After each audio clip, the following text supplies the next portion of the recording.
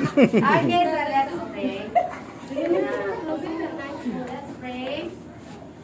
Panginoon, maraming salamat po, Diyos, sa oras po nito. Nagkisaya po kami sa kaarawan po ni Daner. Thank you, Lord, sa isang taon na idinagdag mo sa buhay po ng batang ito.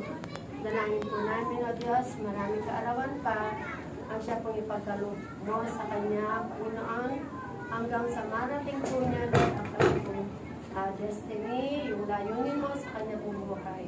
Maraming salamat po. Dalangin din po namin yung magandang kalusugan, Panginoon, at patuloy mong pagkalooban pa, Panginoon, ng inyo pong karunungan, your knowledge, wisdom, and understanding, Panginoon. Salamat po, maging pagpapahala po siya sa kanyang pong mga magulang. Salamat po, Diyos. Ito po ang aming panalangin sa pangalan ni Jesus.